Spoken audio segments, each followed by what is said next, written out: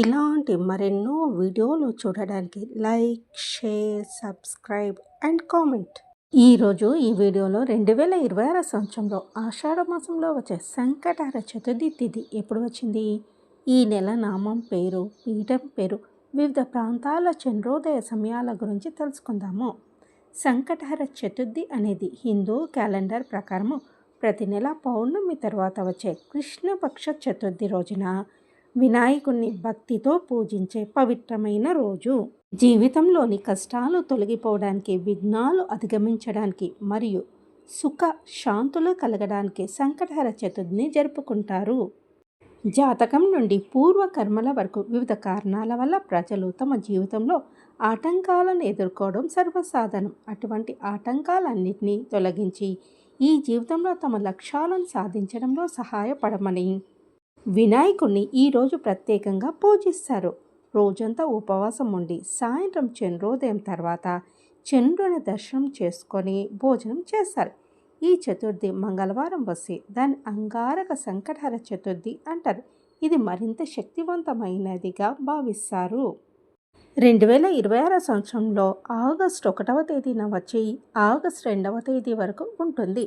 శ్రీ పరాభవ నామ సంవత్సరము, ఆషాఢ మాసము, గ్రీష్మ ఋతు, దక్షిణాయనము.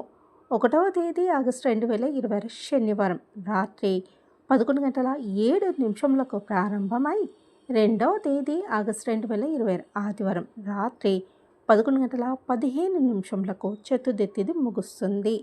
ఈ నెల నామం పేరు గజానన గణపతి, పీఠం పేరు విష్ణు పీఠం. వివిధ ప్రాంతాల చంద్రోదయ సమయాల గురించి తెలుసుకుందాము.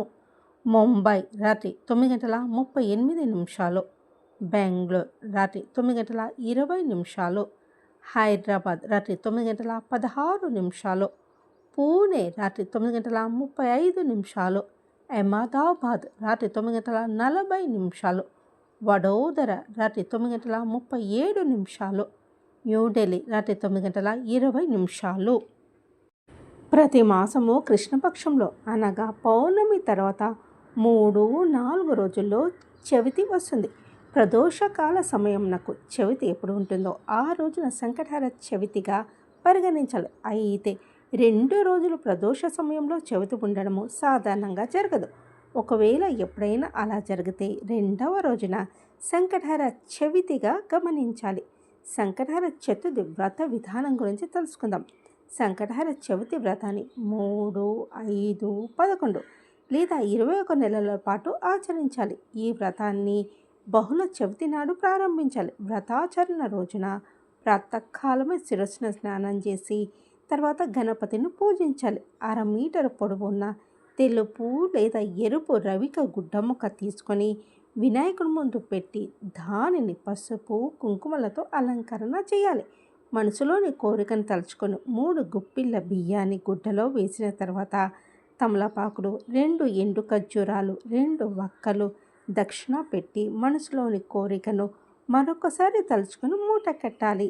ఈరోజున సంకట నాశ గణేష స్తోత్రము, సంకటహర చవితి వ్రత కథను చదవాలి.